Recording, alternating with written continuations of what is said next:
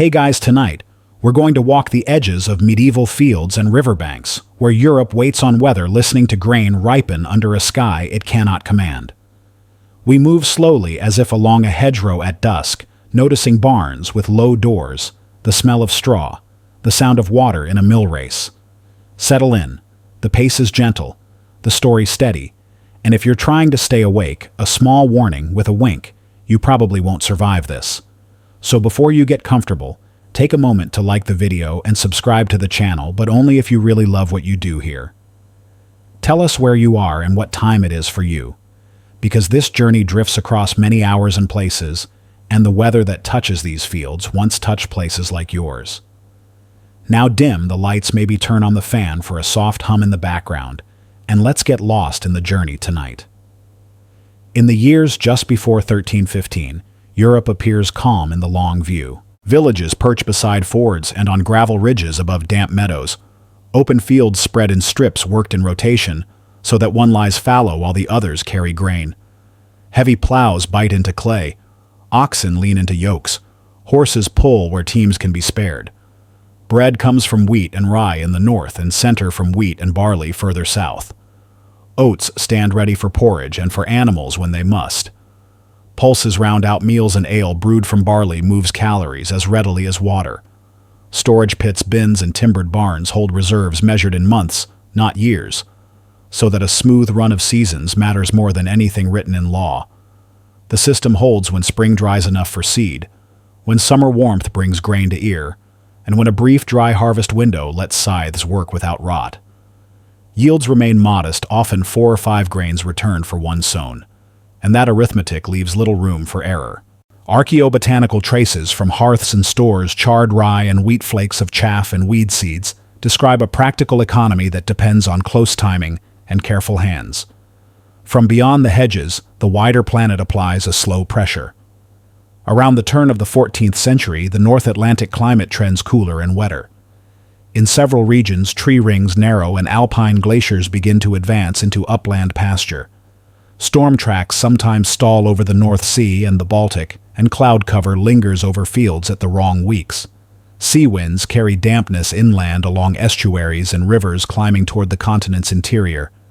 These are large patterns, but they meet farmers in small ways.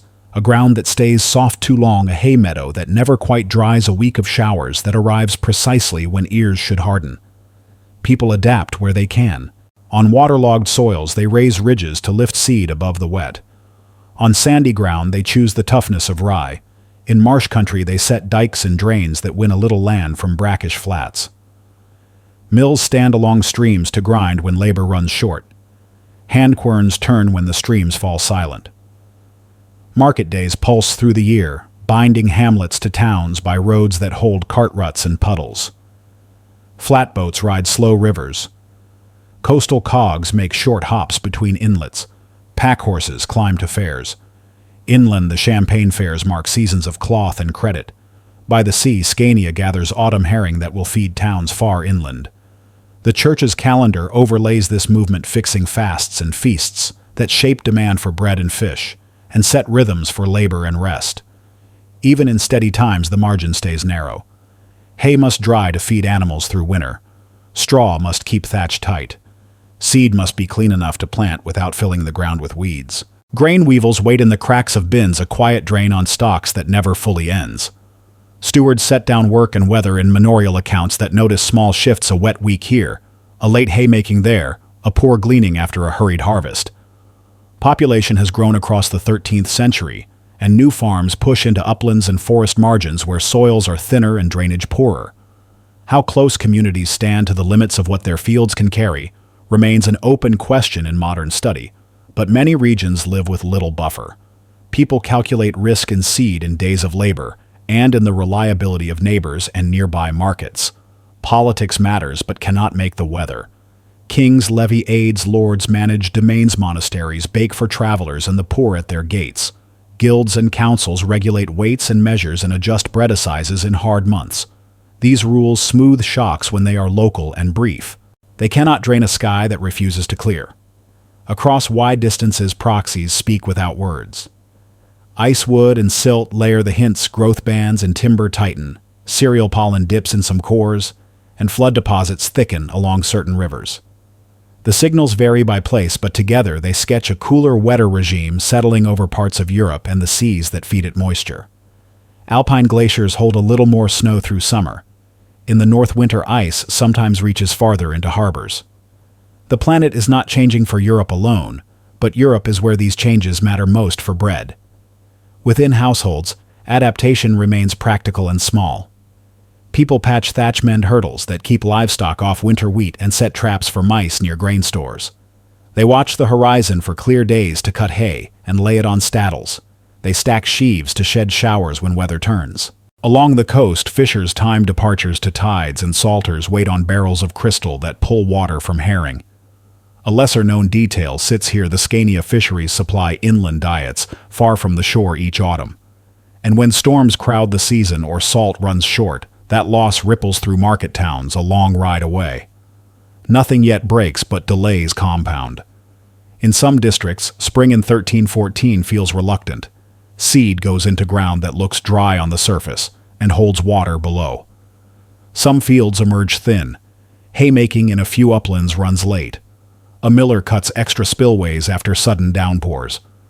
Chroniclers notice in brief lines. Accounts still balance if tightly. The open field system promises that next year will differ because it usually does. A mystery gathers anyway: what holds the storm tracks in their new persistence? And why do some regions feel the change more than others? Modern explanations point toward ocean atmosphere patterns, perhaps nudged by volcanic aerosols and solar variability. But the exact blend remains unresolved. For those who live, its mechanisms matter less than windows of workable weather. They set beansticks, mend fences, and trust the trial of generations. Plant on time weed when the ground allows, and hope for 2 clear weeks when kernels harden. Scale presses from beyond the hedges. The continent stretches from Atlantic capes to forests leaning toward Novgorod, farther than the run from Paris to Sevilla. Weather that favors one valley can spoil another 2 days' ride away, and transport moves too slowly and too expensively to shuttle surplus across long distances. Reserves in most places would not carry a community through 2 failed summers. Still, the scene holds. Late in 1314, barns smell of straw and malt. Smoke drifts low at evening. Carts rattle over bridges that flex but hold. No one speaks of famine because famine belongs to the edges of memory and to other places. What comes next does not announce itself with a single storm. It gathers from many small causes, each ordinary on its own, each magnified by a planet leaning into cooler, wetter years. So this first act remains a portrait of balance, handsome and precarious, at once made of seed time, hay time, and harvest of tools and trust, and of a sky whose kindness is never owed. One fact sits plainly by the early 1300s. A cooler, wetter pattern is shortening safe harvest windows across parts of Europe. One lesser-known detail waits in the stores: the grain weevil's remains in medieval deposits show how insects sap reserves even in fair seasons. The unresolved question persists: the precise drivers and teleconnections behind the early 14th century shift remain debated. And the planetary scale observation settles like mist over the fields when ice holds a little longer in mountains and seas. Cool a little winds bend, clouds linger, and the line between a workable season and a failing one narrows to a handful of dry days. The year 1315 begins with rain. It falls in steady sheets through spring-swelling rivers, softening meadows and turning furrows to mud. Seed goes into ground, but much of it drowns where water pools and seedlings rot before they emerge. Villagers walk the edges of their fields and watch the color turn from green to yellow as roots suffocate beneath the surface. Hay meadows grow tall but heavy, and when cut, the stalks fail to dry. Stacks heat from within molding before they can be used. The rhythm of sowing, reaping, drying, and storing falters in almost every district touched by the storm tracks. It is not a single storm, but a season-long persistence. Clouds linger across weeks when the sun should harden grain. Accounts from England, Flanders, and the Rhineland note fields standing wet harvests delayed, and carts sinking axle-deep. Chroniclers write in brief, their words edged with resignation: rain upon rain, no window to gather sheaves. Where ground is lower, rivers break banks, spreading water into valleys, and depositing silt that will take years to dry enough for planting. Bridges wash out, mills stand idle as torrents twist their races, and ferries lose their moorings. In towns, roads churn into mire where carts stall and animals flounder. No clear break comes in summer, and by autumn the fields look weary, the ears thin, the grain light. Farmers do what they can. They bind sheaves damp, they attempt to dry them in lofts, and they shift stores into barns where smoke from fires keeps some rot at bay. But storage works only when the volume is enough to cover losses, and this year volume fails.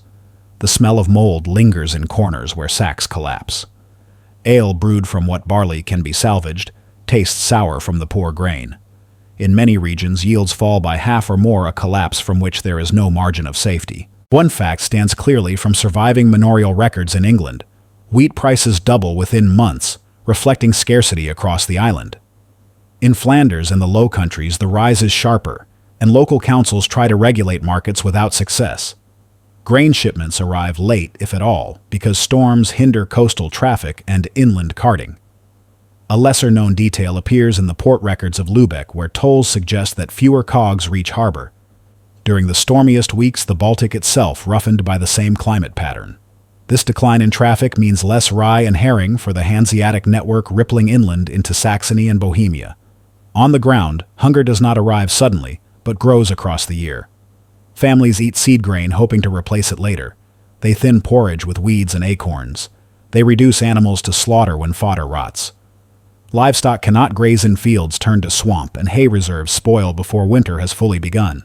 Plow animals weaken when oats are diverted to human mouths, and without strong teams, fields the following spring cannot be tilled on time. A cycle of decline begins feeding on itself. By winter, scarcity becomes visible in the markets.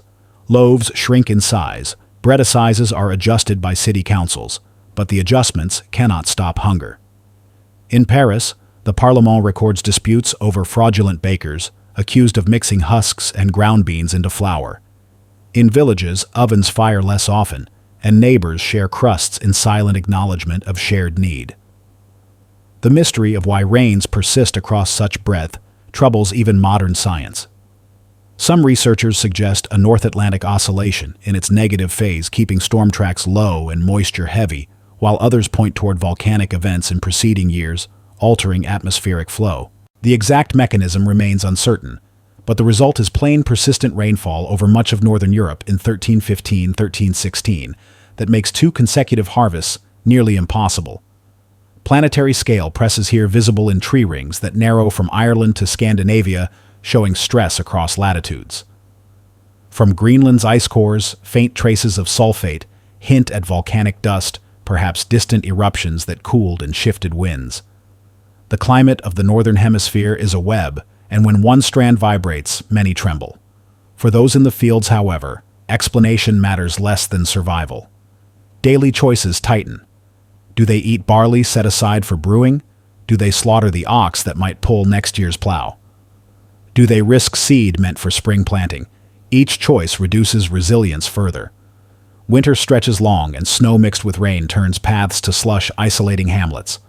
Where granaries are empty, villagers travel begging or trading labor for scraps. Roads host figures bent under sacks, moving grain from lordly stores toward markets guarded by men against theft. Cities feel the pressure quickly, for their populations cannot feed themselves without inflow from the countryside. Bread queues lengthen, and tempers rise when supplies fail to arrive. In some towns, local councils attempt rationing, distributing loaves at fixed intervals. Records from Ypres mention citizens restricted to fixed quantities of rye bread each week. In others, riots threaten when carts appear with grain for elites, while commoners starve. Monasteries become centers of distribution, offering pottage at gates, but their own fields yield little more than their neighbors. A lesser-noted fact comes from Cistercian abbeys in northern France.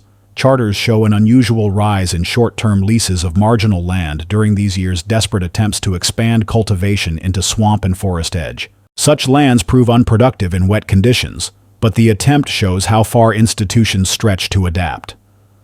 Across Europe, stories circulate.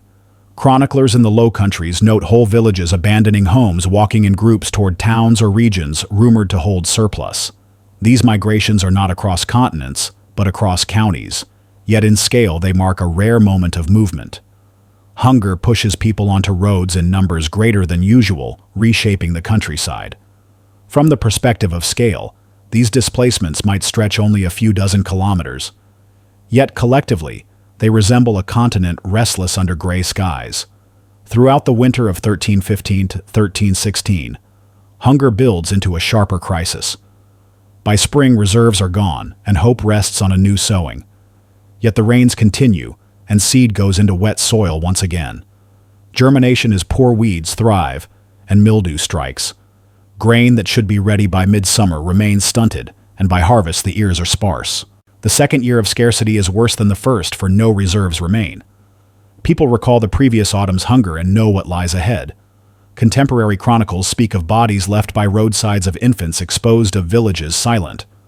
How much is exaggeration remains debated, but mortality does rise, a fact seen later in records of manorial tenants who vanish from rolls.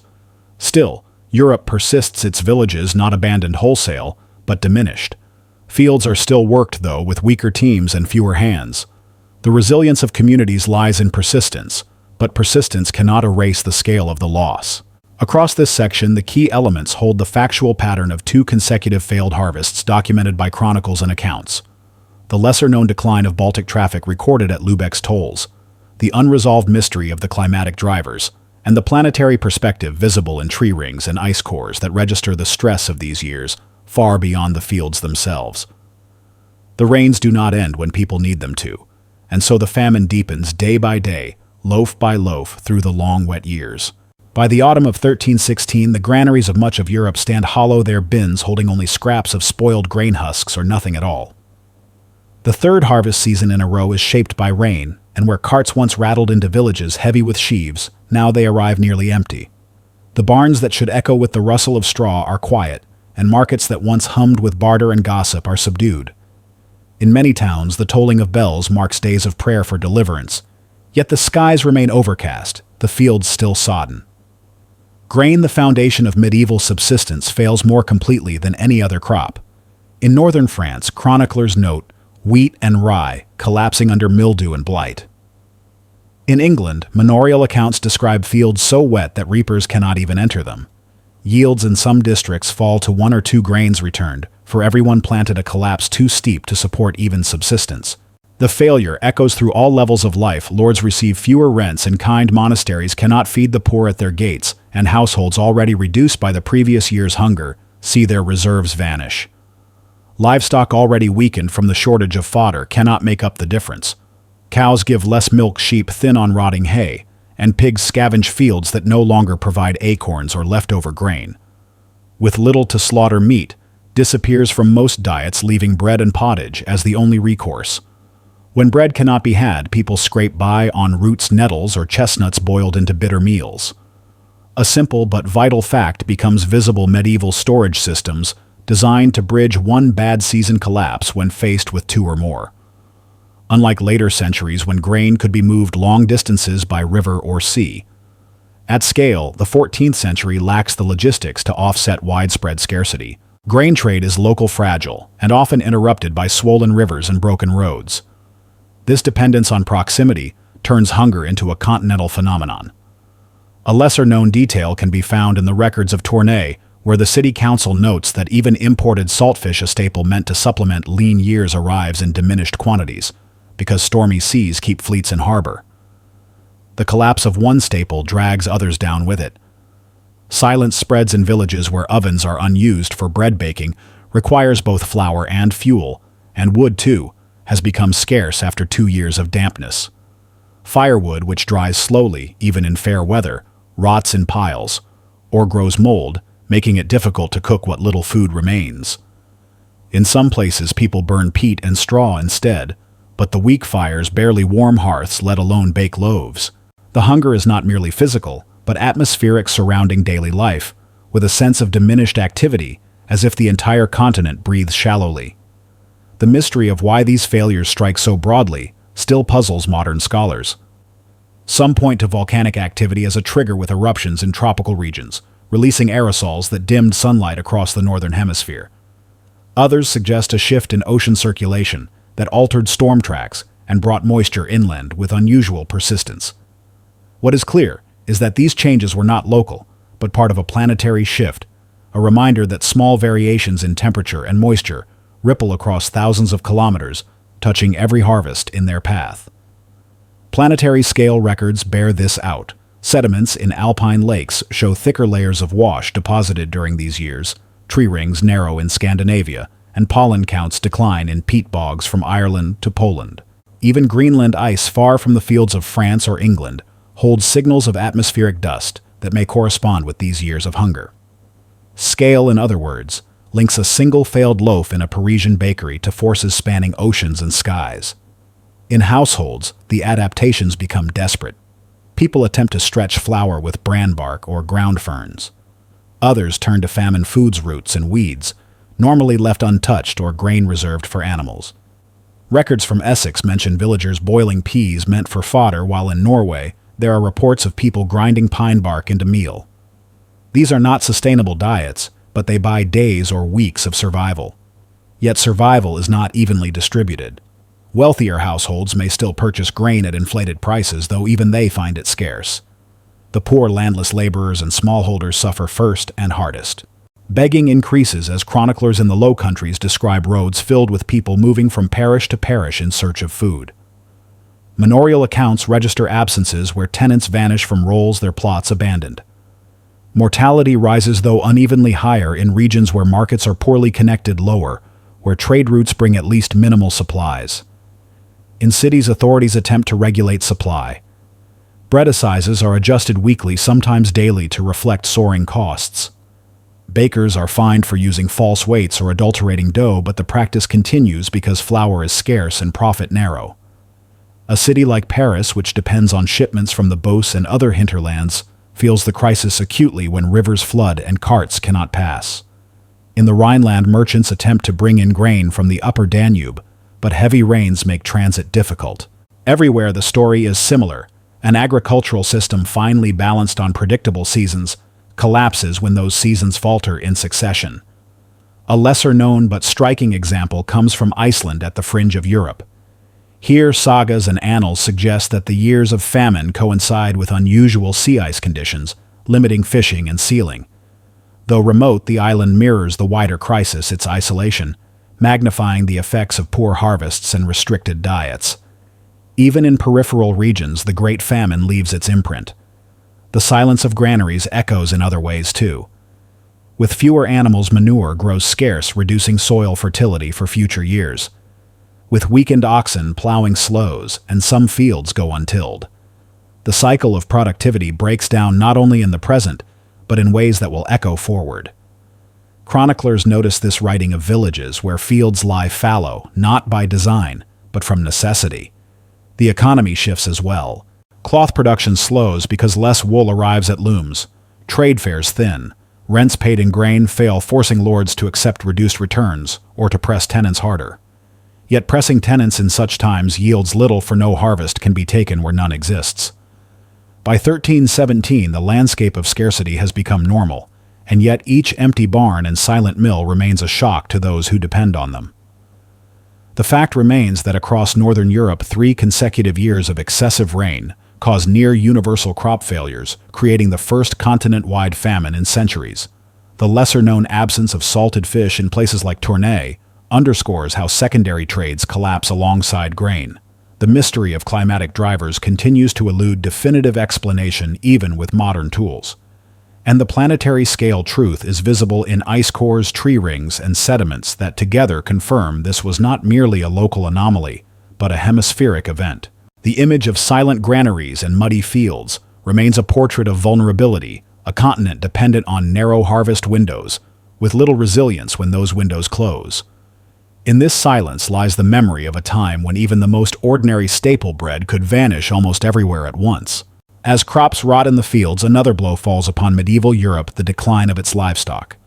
Animals which provide not only meat and milk, but also traction wool and hides, are as vulnerable to the weather as humans are. The unceasing rains of 1315 and 1316 saturate pastures, and standing water breeds disease. By the end of 1316, reports across England, France, and the Low Countries describe herds of cattle succumbing to murrain, a general term for epidemic disease, likely including rinderpest and anthrax.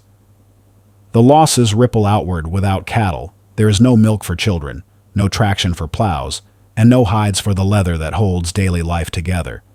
In many villages, oxen grow too weak to work after months of fodder shortages. Horses, less resilient than oxen when fed poorly, also falter. Sheep, usually hardy, suffer when wet fleeces weigh heavy and rot in the damp. Goats and pigs, more adaptable, survive longer, but even they find less to forage when acorns and roots vanish. The collapse of animal husbandry deepens the famine, for the agrarian system is interdependent. One clear fact appears in manorial records.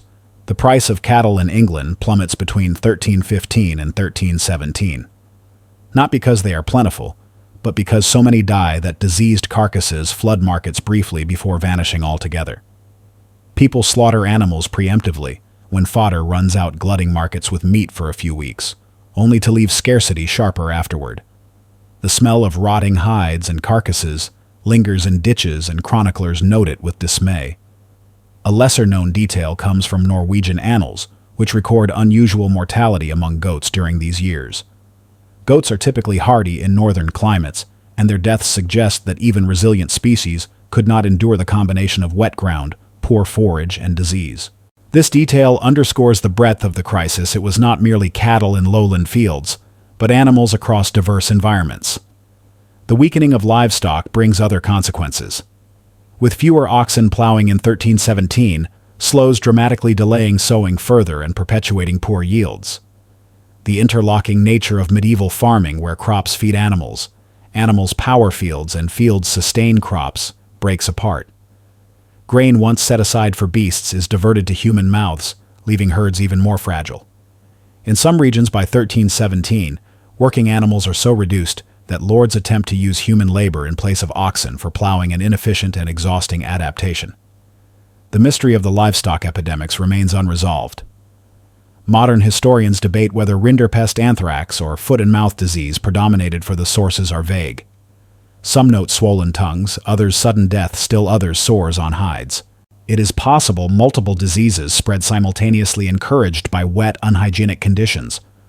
Climate may have lowered resistance, but the precise identity of the pathogens remains unknown. The result, however, is clear: herds across much of Europe collapse at the very moment when human communities most need their support. Planetary-scale observations reveal that these years coincide with widespread flooding across river systems. Sediments from the Thames and the Rhine show thick flood layers dated to this period. Such floods may have carried pathogens downstream, contaminating water and soil, further spreading disease among animals that grazed or drank along river margins. On a larger scale, cool, wet summers across the North Atlantic region constrained not only agriculture, but also the ecosystems that animals depended on, diminishing hay yields, forage, and the health of pastures. Villagers adapt as best they can. Women milk surviving cows more frequently, extracting what little remains. Children collect nettles and dock leaves to supplement fodder. Men strip bark and cut branches for browse to keep animals alive a few more weeks. Yet many of these efforts fail, for the fundamental shortage lies not in human effort, but in nature itself. In some chronicles, monks describe entire herds lost in a single summer. In others, reports tell of animals wandering abandoned fields, thin and aimless. Hunger shifts as much from the absence of animals as from the absence of grain. With less manure, soil fertility declines. With fewer hides, shoemakers lack material. With wool yields down, cloth production falters. The effects of livestock mortality echo across crafts and markets. For many, milk is the sharpest loss. It is a staple protein, particularly for children and the elderly. Without it, malnutrition spreads faster, weakening resistance to disease. Mortality rises not only from hunger, but from illnesses that strike weakened bodies. The linkage between human and animal health is stark, showing how medieval subsistence depends on a balance between species. A striking but often overlooked detail comes from eastern England, where court rolls record theft of surviving cattle increasing sharply during the famine years. Desperate villagers risked harsh punishment to secure even one animal, a sign of how precious surviving herds became. The court's notations, terse and factual, reveal how scarcity rewrote the moral boundaries of communities. Cities, too, feel the strain. Tanneries cannot secure hides, reducing production of leather for belts, harnesses, and shoes. Wool merchants complain of declining supplies, while butchers in urban markets face dwindling stock. Grain prices remain high, and meat vanishes almost entirely. Even the wealthy able to pay inflated sums cannot always procure what they desire, for supply itself is absent. The image of cattle markets empty or filled with diseased carcasses lingers in contemporary accounts as a mark of famine's reach. In the countryside, plows stand idle where oxen once pulled them, a visible marker of collapse. The scale of livestock mortality can be glimpsed in scattered quantitative data. In some English manors, inventories suggest herds shrinking by half within 2 years. Similar reports appear in French seigneurial accounts, though exact numbers vary. Modern historians estimate that cattle populations in parts of Europe declined by as much as 40% during the Great Famine, a staggering figure when herds are central to survival. The loss of traction alone sets back agriculture for several years, ensuring that even when rains ease, recovery will be slow. The unresolved mystery remains how such a widespread outbreak coincided so precisely with harvest failures. Was it simply that weakened animals became more vulnerable to endemic diseases, or did new pathogens circulate? The sources do not allow certainty. What they do allow is a recognition of interdependence. Weather crops and animals failed together, leaving people no refuge. At the planetary scale, the years of 1315–1317 remind us that Europe's agricultural system, though vast, was fragile in the face of climate's variability. Glaciers in the Alps advanced during this period, testimony to cooler summers. Flood layers accumulated in rivers from Britain to Germany, and isotopic studies show cooler sea surface temperatures in the North Atlantic. These large processes shape the small details: the empty udder, the broken plow, the child without milk. One fact is unmistakable: livestock mortality compounds famine, reducing food and labor at once. A lesser-known detail from Norwegian records about goat mortality shows how wide the losses range. A mystery lingers in the identities of the diseases themselves, never fully resolved. And the planetary observation remains: floods, cool summers, and shifting ocean atmosphere systems form a background that undercuts both crop and herd. Europe in 1317 finds itself short of grain, short of animals, and short of hope, entering the famine's second stage, not merely as hungry farmers, but as weakened households deprived of the very creatures that made survival possible. When the barns lie empty and the cattle are gone, villages begin to thin. Families who once worked the same strips of land for generations now gather what they can carry and leave in search of relief. The famine does not keep people confined, it sets them into motion. Across England, France, Flanders, and the German states, records and chronicles mention people wandering, begging, and abandoning their homes. These are not long migrations across continents, but smaller movements across parishes, valleys, and market regions, yet in their sum, they amount to a great shifting of people across Europe. In 1316 and 1317, roads become crowded with those seeking work or food. Chroniclers describe roadsides filled with the weak and the dying, while towns see new arrivals who sleep in church porches or outside gates. Some leave because their fields can no longer feed them, others because disease has taken their animals, and many simply because hunger drives them to seek rumors of grain in another district. The scale is unusual. Not everyone leaves, but enough do that parish registers and manorial rolls record absences. Abandoned holdings appear in documents, and lords remark on deserted fields. It is a continent unsettled by hunger. A fact emerges clearly in written sources. Labor shortages begin to appear in some regions, as those who might have tilled or reaped are absent, wandering, or dead. This shortage becomes visible in higher wages paid for those who remain, though such wages mean little when there is no food to buy. Lords try to enforce obligations, but in many cases they cannot prevent their tenants from leaving. A lesser-known detail comes from northern Italy, where famine pressure is less severe, but still present. City statutes from Milan in these years mention restrictions on begging as migrants from the north appear in larger numbers. The famine, therefore, has cross-regional effects, driving movement beyond the core areas of devastation. Even where harvests are better, neighboring regions feel the influx of hungry mouths. Within towns, migration reshapes daily life. Streets and squares fill with beggars, many of them former farmers. Parish records from England mention groups of strangers seeking alms, and city accounts in Flanders record expenditures on distributing bread to the poor. In Paris, chroniclers describe crowds gathering at bakeries desperate for loaves. In some places, civic authorities attempt to regulate this influx, establishing areas where beggars may gather or expelling those who have no ties to the town. Yet hunger is difficult to regulate, and people continue to arrive. The famine already visible in empty fields is now visible in moving bodies shifting from village to town, from countryside to city. The mystery of how far these migrations reach is still debated. Archaeologists and historians can see traces of abandoned settlements, especially in upland or marginal lands, but it is not always clear if these are direct results of the famine or part of longer demographic shifts. Some villages may have been deserted temporarily, others permanently. What is certain is that the famine accelerates mobility in a society usually tied closely to land and lordship.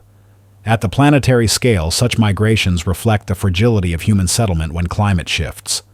When a series of rainy summers closes fields, whole communities uproot, carrying the famine into new places. It is a reminder that even short-range movement measured in days of walking can accumulate into continental dislocation when replicated across thousands of parishes. Families on the move adapt as best they can. They carry tools, blankets, and sometimes seed, hoping to start again elsewhere. Many, however, travel with little more than their clothes. Children beg at roadside crosses. Women barter linen or wool for bread.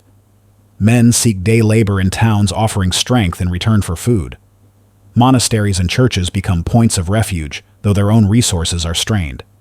In England, abbeys record higher numbers of alms given during these years.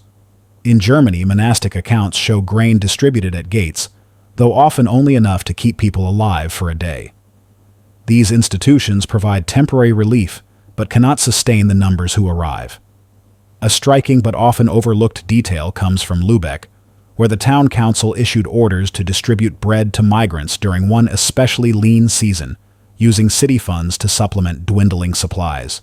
This shows civic response extending beyond citizens to strangers, acknowledging the scale of movement.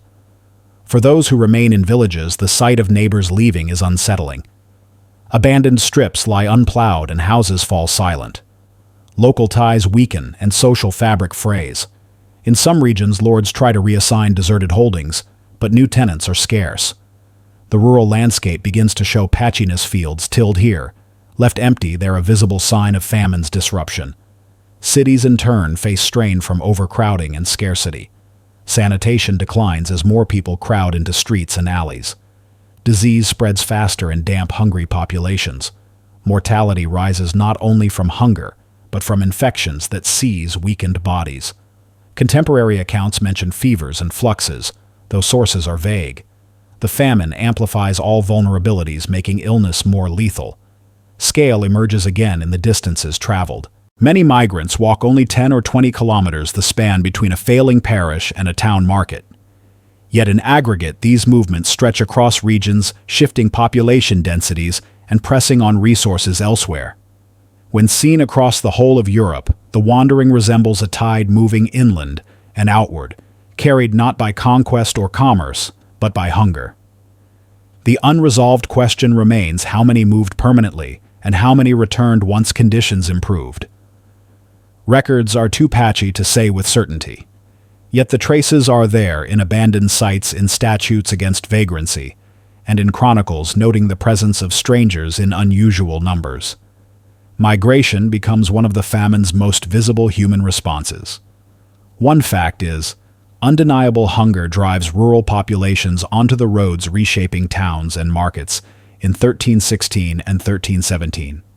A lesser-known detail from Milanese statutes shows how far-reaching the effects are as migrants cross borders into regions less affected. A mystery persists in the scale and permanence of these movements, still debated by historians. And the planetary scale observation remains: when climate disrupts food systems, human bodies move, filling roads, towns, and records with the imprint of displacement. As the rains continue and the famine deepens, Europe is not only hungry, but restless, its people walking under gray skies, seeking survival beyond the limits of their home fields. As hunger deepens and movement spreads across the continent, the center of survival shifts toward markets and the simplest unit of sustenance, bread. In the towns and cities of medieval Europe, the rhythm of daily life depends on the baking and distribution of loaves. When grain is abundant, bread is cheap and plentiful. When harvests fail, it becomes both rare and costly, the measure of life itself. By 1316, prices climbed to levels never before recorded. In England, wheat costs 3 to 4 times its normal rate, and in parts of Flanders and the Low Countries, the increase is even sharper. Accounts from monasteries, which keep careful records of their purchases, show budgets stretched thin to secure flour. This fact is clear: the price of basic cereals surges beyond the reach of ordinary households, and no authority can restrain it for long. Markets that once rang with noise now carry a different tension. Bakers sell loaves smaller than usual, yet charge more. City councils attempt to enforce the assize of bread, adjusting weights and prices daily, but the reality of scarcity defeats regulation. Loaves shrink, adulterants increase, and buyers queue in long lines hoping to secure something before ovens go cold. Fraud cases multiply. Bakers are accused of mixing beans, peas, or ground husks into dough. The flavor is bitter, the texture poor, but people eat what they can find. A lesser-known detail emerges from Ghent, where records note the sale of bread made partly from ground vetch, a plant usually fed to animals. Such bread was tolerated briefly under civic order, though it caused stomach pain. The very acceptance of such loaves marks the extremity of need. Markets adapt in other ways. Merchants attempt to import grain from regions less affected by rain. In England, shipments arrive from Ireland, though not enough to ease the crisis. In Flanders, merchants turn to the Baltic, but storms and high costs limit deliveries. Transport itself is vulnerable. Flooded rivers block barges, and muddy roads mire carts. Coastal ships risk gales in the North Sea. Even when grain reaches ports, its arrival inflates prices rather than reduces them, because so few can afford the costs of transport. For most people, access to bread becomes a daily uncertainty. In Paris, chroniclers describe crowds pressing around bakeries, quarrels breaking out in queues, and loaves seized by force. In some towns, authorities organize public baking to distribute loaves in equal shares, yet such efforts rarely meet demand, and many go without. Hunger becomes visible not only in the countryside, but in the very heart of Europe's urban centers, where bread had always been a staple. The mystery of economic behavior in famine years persists in modern study. Some argue that merchants hoarded grain seeking profit, while others believe that transport difficulties and weather explained most shortages. Sources suggest both accusations of hoarding appear in court records, but evidence also points to logistical breakdowns. The truth likely lies in the mixture of natural and human constraints, a reminder that scarcity is not only a product of climate, but of distribution and access. At the planetary scale, markets represent a human attempt to buffer local failures with broader exchange. Yet when climate disruption affects vast regions simultaneously, even networks cannot absorb the shock. Grain does not flow easily from abundance to scarcity because abundance itself is limited. In a world without fast ships or railways, the reach of markets is narrow compared to the scale of need. Thus, bread, the simplest food, becomes the most contested. Families adapt where they can. Some reduce meals to once a day, stretching loaves across households. Others rely on thin gruels of barley or oats. Children are fed scraps soaked in broth. Chroniclers mention infants abandoned at convent doors, their mothers unable to feed them. In villages, ovens fall silent when there is no grain to bake, and the absence of smoke from chimneys signals households in distress. The famine's social impact deepens here. Where once bread symbolized community shared at tables and in ritual, it now divides those who have from those who do not. A striking but little-known example appears in London records, which note the imprisonment of bakers accused of selling underweight loaves during the famine years. The penalties were severe, yet the practice persisted, showing how scarcity drove even regulated trades into desperation. Cities also record the arrival of outsiders seeking food. Migrants swell queues, adding pressure to already limited supplies. Authorities sometimes try to restrict sale to residents, excluding strangers, but enforcement is difficult. Markets become places of tension where hunger and movement collide. Yet they remain central, for without them, urban life cannot function. Across the continent, the cost of survival is measured in coin as much as in calories. Those with wealth can still purchase grain, though at ruinous prices. Those without coin turn to begging, theft, or dependence on charity. Monasteries and guilds distribute bread when they can, but even these institutions struggle. Records from Bruges show guilds reducing their charitable distributions during the famine, a sign of limits reached. Rural markets mirror these struggles. Villages attempt small fairs, but often nothing is for sale. Grain that does appear is snatched quickly, and disputes arise. Chroniclers note thefts from fields even before harvest when ears are still green. Lords attempt to guard their stores, but theft and violence increase. Yet famine foods enter diets everywhere. People gather acorns, chestnuts, nettles, and wild herbs to grind into bread substitutes. Some chew on roots usually reserved for animals. These improvisations show resilience but also reveal desperation. Many of these foods are hard to digest and provide little nutrition. The body weakens and disease follows. The broader economic system also suffers. Cloth production declines as workers spend their energy seeking food rather than weaving. Trade fairs diminish their stalls half empty. Coins circulate less, for what is earned is spent at once on bread. The famine is not only a collapse of harvests, but a contraction of markets and crafts visible in empty stalls and closed workshops. Yet through it all, bread remains the symbol of survival. The loaf, once ordinary, now represents the threshold between life and death. One fact is plain prices for cereals rise to unprecedented levels, putting bread beyond the reach of many. One lesser-known detail is the sanctioned use of vetch bread in Ghent, illustrating adaptation to crisis. The unresolved mystery remains the balance between hoarding and genuine scarcity in driving shortages, and the planetary perspective persists when vast regions are struck simultaneously by adverse climate. Markets cannot redistribute enough to prevent famine. The image is one of loaves shrinking in size, queues stretching in city streets, and markets echoing with the murmur of hunger. It is through bread that the famine becomes most visible, turning survival into a daily calculation of price, weight, and chance. As famine deepens across Europe, attention turns to those with power: kings, princes, bishops, and abbots, figures who hold not only wealth, but also the responsibility to provide relief in times of crisis. Chroniclers note their attempts with varying tones, sometimes approving, often critical. By 1316, councils and courts across England, France, and the Low Countries issue orders meant to stabilize grain prices, regulate bread, and distribute aid. Yet the very scale of the crisis makes such measures falter. The machinery of medieval governance is slow, dependent on messengers, roads, and officials whose reach rarely extends beyond a few dozen miles. Rain and mud delay transport, while scarcity itself limits supplies. A clear fact emerges from royal records in England. Edward II orders the movement of grain from counties with slightly better yields into London to feed the capital, but the shipments prove inadequate, and prices in the city remain at crisis levels. In France, Philip V attempts similar measures, sending officials to secure grain, but the floods of the Seine and Loire delay carts, and corruption thins what arrives. The Church, too, attempts to act. Bishops call for days of fasting and prayer, urging repentance as a path to relief. Monasteries open their gates to distribute alms and food, but their own granaries are nearly empty. Charters record abbeys leasing out marginal lands in desperation to cover costs, a sign that they too are strained.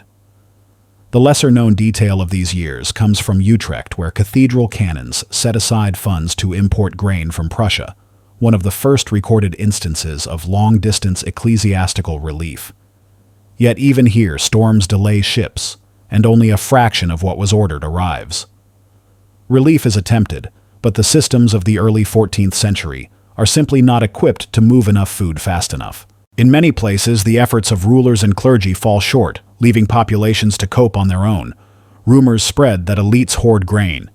In Paris, some accuse royal officers of reserving stocks for the court while commoners starve. In London, rioters attack merchants suspected of withholding supplies. Trust between rulers and subjects frays, for in hunger suspicion grows quickly.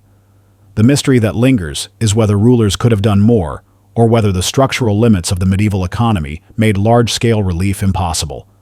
Historians continue to debate this. Some argue that better organization might have lessened the famine, while others emphasize that with harvests failing across most of northern Europe, there was simply too little surplus to redistribute. What is certain is that the people of the time often saw failure not in the weather but in their leaders. At the planetary scale, the famine reveals the constraints of medieval state power. Across Europe, kings command armies and levy taxes, but they cannot command the skies or dry the fields. Their writ extends over territory, yet their ability to move grain is limited by rivers and floodships, at the mercy of storms and roads that sink into mud. Even the wealthiest kingdom cannot import food at the scale needed when half a continent is struck simultaneously. This mismatch between political reach and environmental constraint becomes stark in the Great Famine, showing how vulnerable even powerful polities are to climatic shifts. Communities adapt within these limits. Lords sometimes forgive rents when tenants cannot pay, recognizing that dead tenants pay nothing. Others, however, press harder, driving resentment.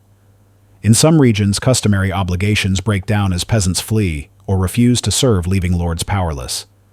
Guilds in towns organize small distributions, pooling resources to buy grain, but their funds run out quickly. Monasteries and parishes continue to provide alms, yet even these institutions are weakened. In many chronicles, there is a tone of disappointment in the clergy prayers, and fasts seem to bring no relief, and the gap between spiritual authority and material hunger grows wider. Yet religion remains central. Pilgrimages increase, with groups walking to shrines in hope of divine intervention. Relics are displayed in public, and processions cross muddy streets under gray skies. These spiritual responses coexist with practical hunger, showing how communities seek meaning in catastrophe. A striking but less well-known example comes from Hildesheim in Saxony, where records describe a relic of the Virgin carried through fields during the famine, believed to bring clear skies. The act is symbolic of the period human authority, both temporal and spiritual, trying to negotiate with forces beyond control. In cities, councils often struggle to balance compassion with order. They fear riots as much as they fear starvation. Regulations on bakers, grain merchants, and millers become stricter, but enforcement is patchy.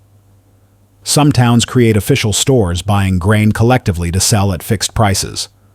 Others attempt to ban export to keep supplies local. Yet these measures are piecemeal, often too little and too late. The famine exposes the fragility of civic systems under pressure. For the poor, the distinction between royal decree, episcopal blessing, or guild ordinance matters little. What matters is whether bread is available. The scale of suffering is vast and relief inconsistent. Chroniclers record in grim detail the deaths of thousands in certain regions, though precise numbers remain uncertain. In Flanders, accounts speak of whole villages where no children survive. In England, reports of increased burial rates appear in parish records. Everywhere, the senses of rulers and clergy attempting to act, yet always behind the pace of hunger. The mystery persists. Was the famine primarily a natural disaster beyond human control, or was it worsened by the failures of governance? Modern consensus leans toward the first, while acknowledging that human systems of distribution and relief were inadequate. It is a reminder of the limits of power in the medieval world, where even kings stand as helpless before the weather as their subjects. At the planetary scale, this mismatch resonates. Climatic cooling across the North Atlantic system creates harvest failures across vast regions, and political systems structured for local administration cannot rise to continental crisis.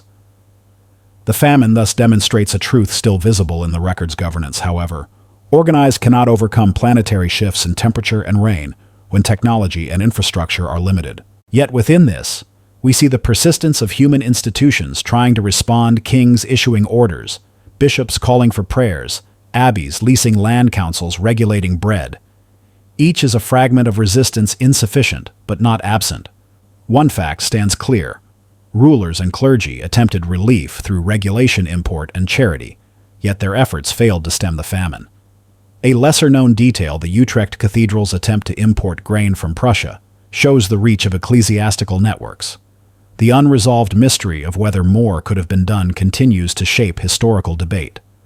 And the planetary scale observation endures. Political and religious authority bends before climatic disruption, revealing the limits of medieval governance in the face of global shifts.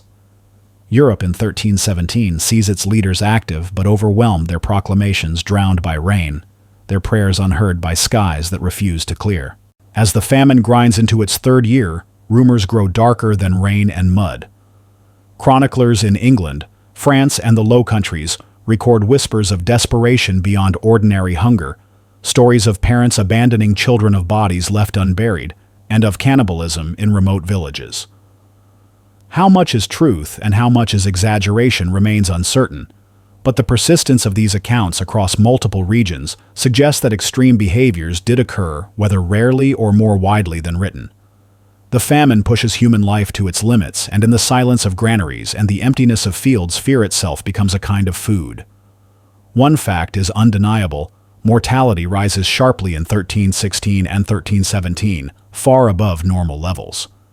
Burial records from monasteries and parishes show overcrowded cemeteries, and manorial rolls list tenants struck from registers. In England, historians estimate that perhaps 10 to 15% of the population perished, while in Flanders and parts of northern France losses may have been even higher. Malnutrition weakens resistance to disease, and hunger opens the door to epidemics. Dysentery fevers and respiratory infections strike harder against bodies deprived of calories. In urban centers, cramped conditions amplify contagion, while in the countryside, weakness slows agricultural recovery, deepening the cycle of loss. A lesser-known detail comes from the Chronicle of Jean de Venette, who, writing a generation later, recalls the famine as a time when men ate dogs and horses, and sometimes their own children. Whether literal or symbolic, the memory itself is powerful, passed down as testimony to extremity. Similar accounts appear in German and Scandinavian sources, where travelers record hearing of villages so famished that corpses were not buried, but consumed. The language of such chronicles is ambiguous, part horror, part admonition, but it reflects the desperation of the time. The mystery is how widespread these acts truly were. Archaeological evidence of cannibalism in this period is scarce, and most reports come from written sources that may have exaggerated to underscore moral lessons or divine punishment. Yet the convergence of testimonies suggests that at least in isolated cases, starvation broke social taboos. Even if rare, the fact that such stories circulated widely demonstrates how famine destabilized not only bodies, but cultural norms.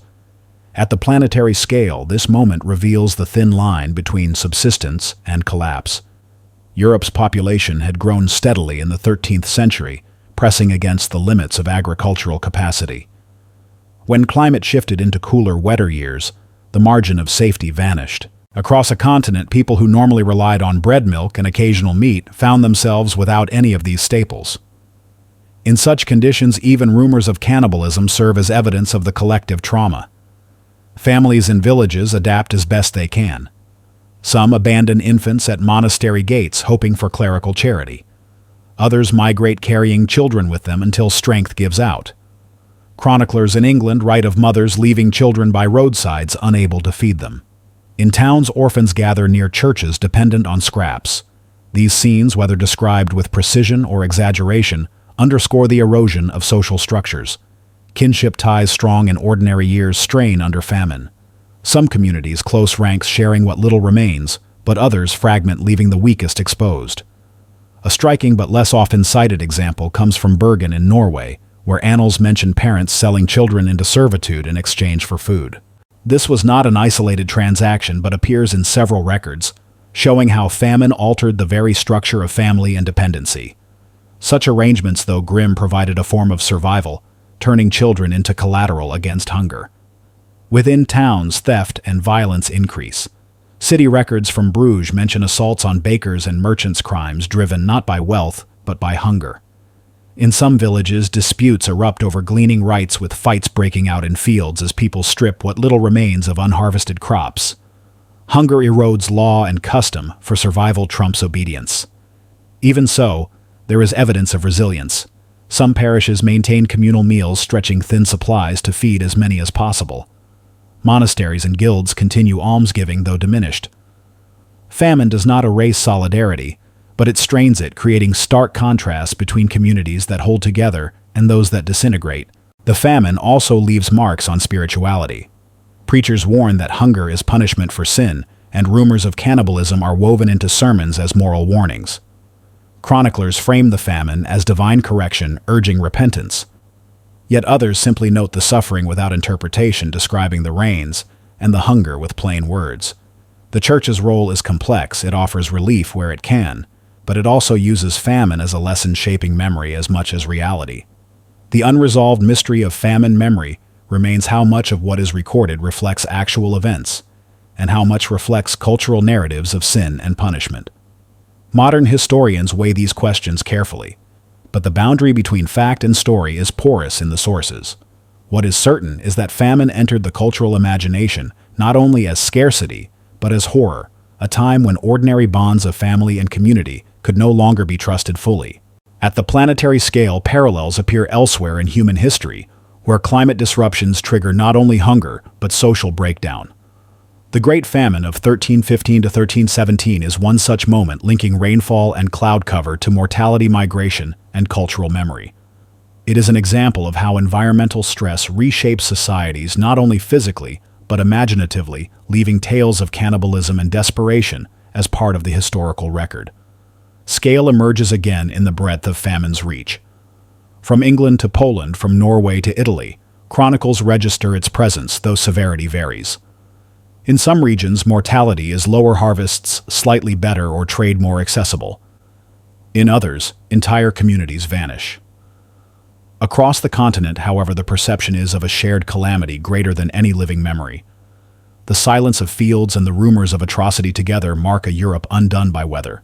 One fact stands clear: mortality during the famine rises steeply, with losses measured in millions. A lesser-known detail appears in Norwegian annals of children sold for food, a transaction both practical and tragic. The unresolved mystery is the scale of cannibalism and abandonment, which remains debated but persists in collective memory. And the planetary scale observation is this: climate shifts on a hemispheric level create scarcity so deep that it reshapes not only diets, but ethics, altering how people imagine one another in desperation. By 1317, the famine has become more than hunger. It is a crisis of body community and meaning, remembered in chronicles, less for its rains than for the dark stories it left behind. By the summer of 1317, clouds begin to shift. The rains that have lingered for nearly 3 years grow less frequent, and patches of sun return to fields that have known only dampness. In some regions, sowing succeeds for the first time in several seasons. The earth, though tired and compacted, begins to give back. Crops ripen more evenly, and harvesters find ears of grain that, while modest, are usable. It is not abundance, but it is relief. The famine does not end abruptly, for recovery takes time, yet from 1317 into 1318 the worst begins to ease. One fact becomes visible in manorial accounts: grain prices, which had reached unprecedented peaks, start to fall slowly after 1317. They do not return immediately to pre-famine levels, but the downward trend marks the return of more stable harvests. In England, chroniclers note that while scarcity persists into 1318, the desperate years of absolute failure are over. In France, the Parlement records more consistent harvest collections by 1318, suggesting the return of workable seasons. After 3 years of loss, Europe breathes again cautiously. A lesser-known detail comes from the Baltic trade. By 1318, records in Lübeck and Gdansk show increased grain shipments, indicating that maritime traffic resumes as weather calms. This revival of long-distance exchange helps supplement local harvests and demonstrates the resilience of trade once natural conditions improve. It is a reminder that while famine cripples markets, recovery follows when the environment shifts. The mystery lies in why the rains abated when they did. Climatic explanations point to the end of a negative North Atlantic oscillation phase, or the dissipation of volcanic aerosols that may have contributed to cooling. The precise mechanism remains uncertain. What is evident is that Europe's narrow margin of survival was dependent on forces far beyond its control. Climate gave no explanation for its cruelty, and it gives none for its relief. At the planetary scale, recovery coincides with broader signs of stabilization. Alpine glaciers pause in their advanced tree rings, widen modestly in Scandinavia, and pollen returns to normal levels in peat bogs. These small indicators across landscapes confirm that the shift is not local, but continental. Yet the damage lingers. Recovery of fields is slow, and livestock herds decimated by disease and slaughter take years to rebuild. Without oxen and cattle plowing lags. Manure is scarce, reducing soil fertility. Thus, while grain returns, yields remain below earlier norms. Families must rebuild reserves cautiously aware that another bad year could undo them again. The memory of famine sharpens this caution. Seed is guarded more carefully, and barns are filled with a new urgency when harvest allows. Communities adapt practices in response to what they endured. Some diversify diets, turning to peas, beans, and oats alongside wheat and rye. Others reclaim marginal lands abandoned during the famine, though these prove difficult to maintain. In towns, councils become more attentive to grain reserves, experimenting with public granaries or regulating imports more strictly. The famine leaves not only scars but institutional changes. A striking, though less frequently cited example comes from Ypres, where after the famine, civic authorities invest in larger communal storage facilities to prevent future scarcity. This decision reflects memory turned into policy, though such measures cannot guarantee security against climate. For individuals, recovery is uneven. Some families regain footing quickly, especially if they preserved coin or property. Others, especially those who lost land or kin, never fully recover. Orphans from the famine years remain dependent long after fields begin producing again. Chroniclers mention villages with far fewer children, signs of a demographic shock that shapes communities for a generation. Mortality has thinned populations, leaving gaps in labor and memory alike. Cities, too, emerge altered. Markets regain their hum, but the shadow of famine lingers. Bread remains costly in the immediate years, and trust between rulers and subjects remains fragile. The memory of failed relief and suspected hoarding does not vanish with returning grain. Political discontent deepens in some regions, feeding into later conflicts. The famine, though receding, has planted seeds of mistrust. Spiritual responses also shift. While some continue to interpret the famine as divine punishment, others note that prayer and fasting did not prevent its length or severity. Faith persists, but the experience alters how communities understand providence. Pilgrimages decline once food stabilizes, replaced by renewed focus on local rituals of thanksgiving. The famine becomes a reference point in sermons for years afterward, but the tone changes from pleading to remembrance. The planetary dimension of this recovery is clear. When climate eases, human systems rebound, but always with delay. Europe's agricultural base, though fragile, can recover when given even modestly favorable conditions. Yet the famine reveals how little buffer existed. 3 poor years created devastation, and 3 better years only begin to restore balance. This cycle underscores the dependence of medieval societies on narrow climatic margins. One fact stands firmly in the records: grain prices fall after 1317, marking the end of absolute scarcity. A lesser-known detail is the resumption of Baltic grain trade documented in Lübeck's tolls, which supplements recovery. The unresolved mystery is the precise mechanism of climate's shift, still debated among scholars. And the planetary-scale truth is that Europe's return to stability reflects not human mastery, but the easing of atmospheric and oceanic patterns. The famine teaches a lesson in vulnerability. Survival depends on forces vast and indifferent. By 1318, Europe is no longer starving as it had been, but it is weaker, its herds diminished, its people reduced, and its confidence shaken. Recovery comes slowly, step by step, loaf by loaf, under skies that finally, after years of gray, allow the sun to return. When the skies clear and the famine recedes, Europe is left changed. The years 1315 to 1317 carve scars deeper than the hunger itself.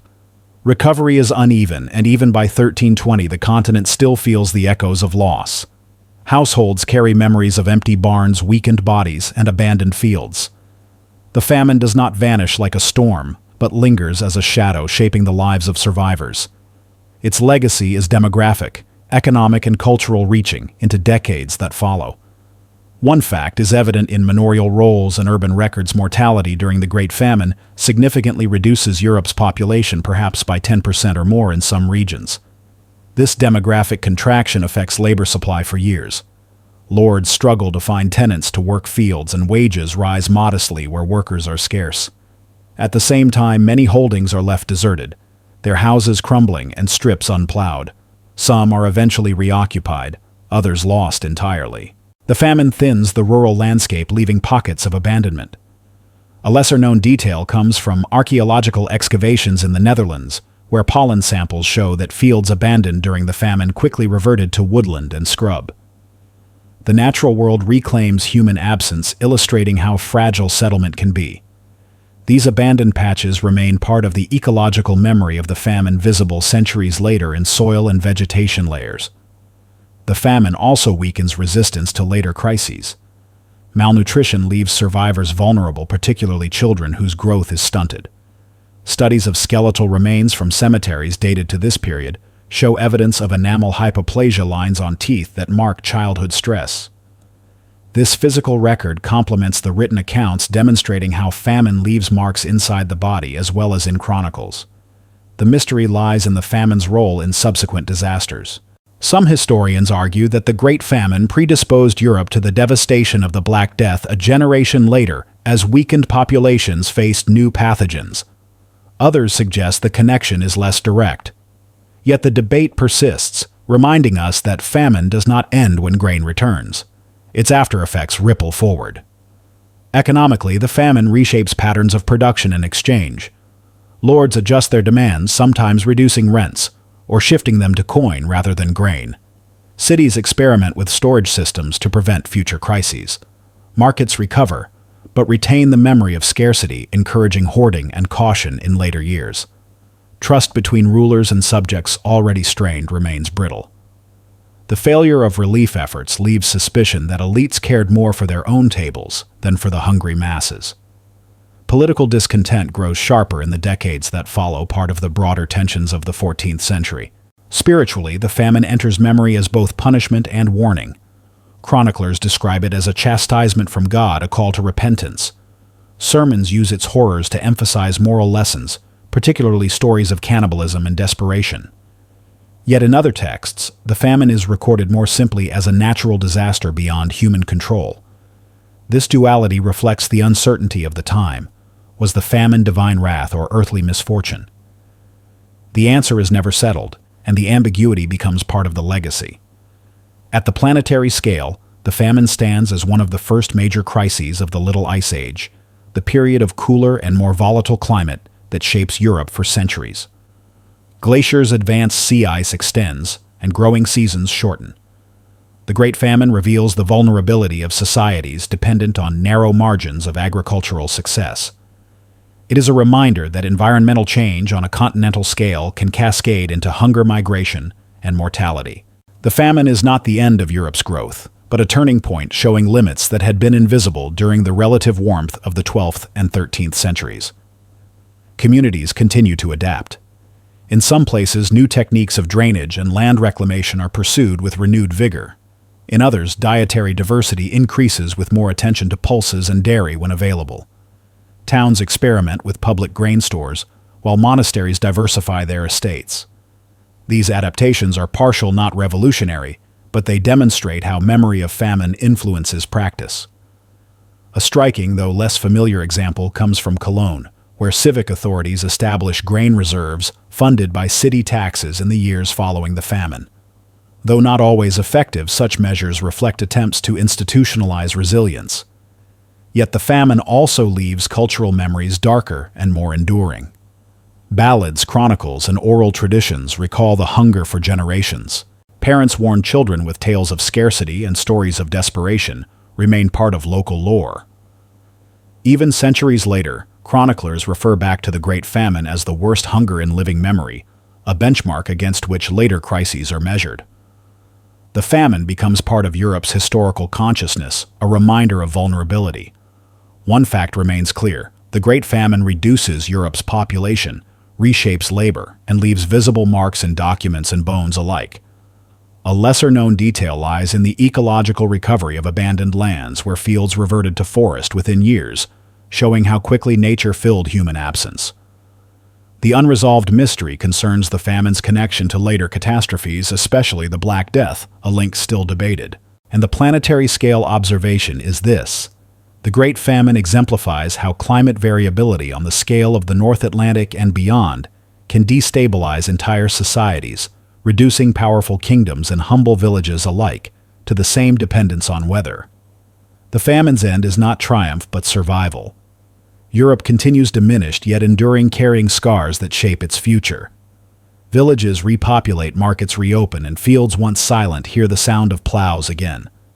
But the memory remains a quiet shadow over every harvest, a reminder that the earth gives only by grace of seasons, and that even the strongest systems can fail when the skies withhold their balance. In this way, the Great Famine lingers not only in records, but in the imagination, a story of rain hunger and survival written across a continent.